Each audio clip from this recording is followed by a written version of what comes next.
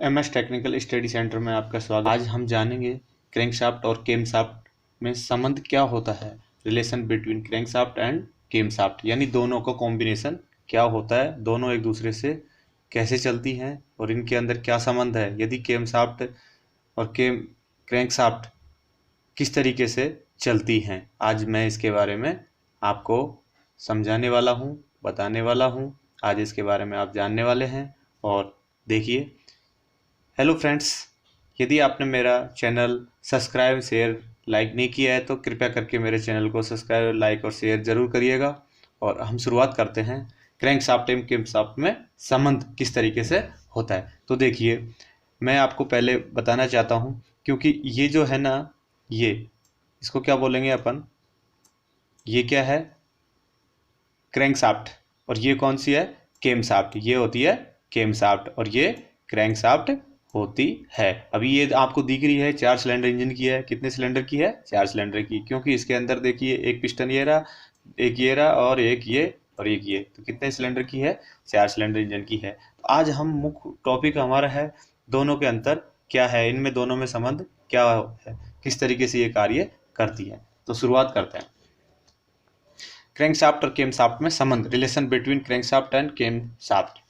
सभी 4 stroke engine में यह आवश्यक है कि इंजन वाल्व अपने निश्चित समय पर खुले तथा बंद हो जाएं। यह तभी संभव है जब क्रैंकशाफ्ट व केमशाफ्ट का संबंध इस प्रकार हो कि जब क्रैंकशाफ्ट द्वारा किसी सिलेंडर का पिस्टन सक्शन शुरू होने से पूर्व टीडीसी पर हो तो उसे सिलेंडर का इनलेट वाल्व खुला होना चाहिए। यानी इसका कहने का मतलब क्या है कि ये तभी संभव हो सकता है कि सबसे पहले देखिए कि वाल्वों का समय पर खुलना अति आवश्यक है। यदि वाल्व समय पर नहीं खुलेंगे तो इनलेट वाल्व के द्वारा, यानी इनटेक जो वाल्व है, यानी इनलेट वाल्व है, उसके द्वारा शुद्ध हवा सिलेंडर के अंदर नहीं आएगी।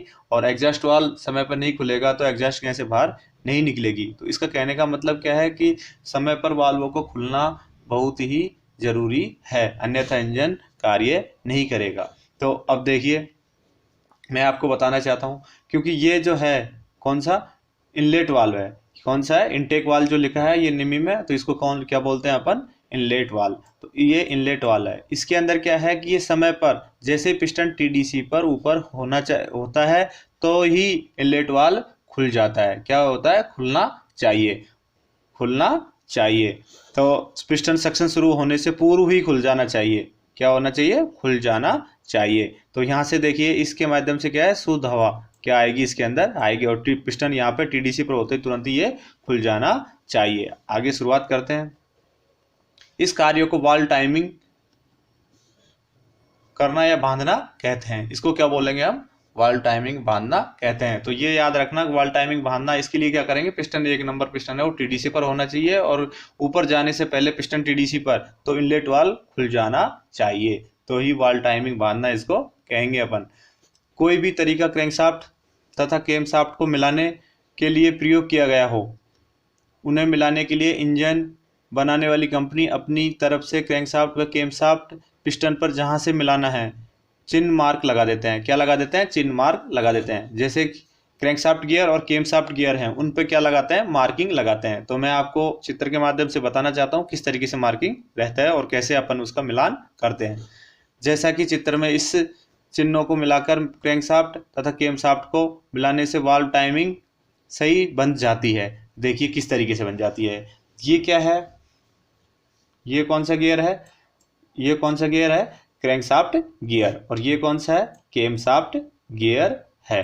अभी यहाँ पे देखिए कि ये एक निशान लग रहा है आपको, ये निशान दिखाई दे रहा है, कौन सा? ये वाला है ना। तो ये निशान जो लग रहा है ये किस पे? क्रैंकशाफ्ट गियर पे। और ये कौन सा निशान है? केमशाफ्ट गियर पे। तो यहाँ 2 निशान लगे हैं और इस पे एक निशान है, दोनों के बीच में आना चाहिए। यानी एक भी गियर का इसके अंदर नहीं होना चाहिए। यदि अंतर रहा इसका तो समय पे वाल्व नहीं खुलेगा, या तो पहले खुल जाएगा या फिर बाद में खुलेगा।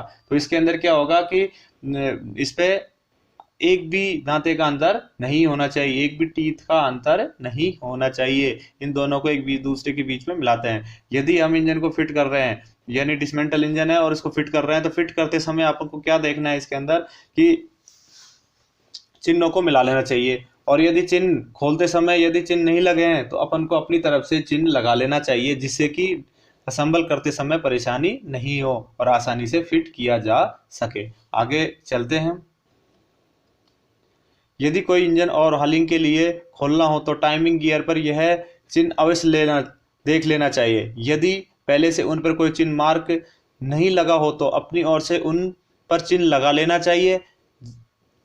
इंजन फिट करते समय यानी असेंबल करते समय कोई कठिनाई नहीं होती है। यदि कोई खुला डिसमेंटल इंजन फिट करना है तथा उसके टाइमिंग गियर पर कोई चिन्ह नहीं लगा है तो देखिए यहाँ पे चिन्ह नहीं लगा है तो इस तरीके से आपको खुद को पंचिंग के माध्यम से या पंच के माध्यम से, सेंटर पंच के माध्यम से इस पे क्या चिन्ह लगा लेना चाहिए। या फिर बहुत सारे इसमें क्या है सेंटर पंच के हिसाब से लगाते हैं या फिर मार्किंग, जैसे कि ABCD का जो अपना आता है मार्किंग आता है वो भी अपन कर सकते हैं, या डॉट पंच का प्रयोग भी कर सकते हैं इसके अंदर। तो इस तरीके से इसमें मार्किंग लगाना चाहिए। ये भी याद रखना केम गियर है वो इससे क्रैंकशाफ्ट गियर से हमेशा बड़ा रहता है। आगे देखेंगे।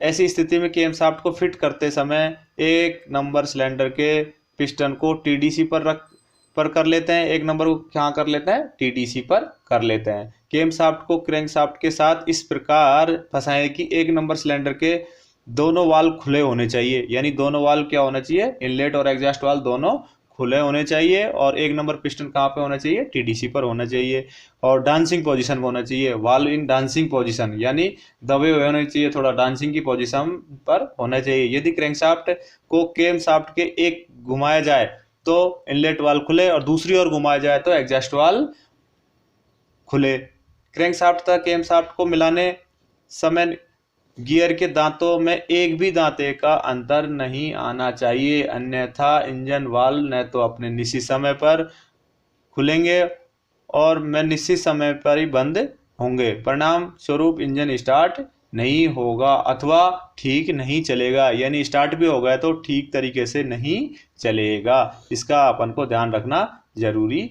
है। तो देखिए अभी पिस्टन कहाँ पे होना चाहिए? TDC पर होना चाहिए और दोनों वाल्व क्या होना चाहिए? खुले हुए होने चाहिए। क्या होना चाहिए? और वो भी डांसिंग पोजीशन पर। कौन सी पोजीशन पर? ये दबा होना चाहिए डांसिंग वाली पोजीशन पर। दोनों वाल्व ये हैं, ये इनलेट वाल्व और ये कौन सा वाल्व है? Exhaust valve. ये दोनों डांसिंग पोजीशन पर होना चाहिए। यहाँ पे ये देखिए ये कौन सा गियर है? केम गियर। और ये कौन सा है? क्रैंकशाफ्ट गियर है। तो ये डांसिंग पोजीशन पर होना चाहिए और इन दोनों के बीच में जो अंतर है वो एक भी नहीं होना चाहिए, क्योंकि ये तो देखो चैन के द्वारा है। कौन सा है? चैन के द्वारा है। और केम जो गियरों से एक दूसरे के टच रहते हैं उसके अंदर भी वो निशान लगे रहते हैं। और यदि इसके अंदर क्या रहेगा, अपन को पिस्टन है वो TDC पर ही रखना जरूरी है। TDC पर रख करके ही सेट करते हैं। तो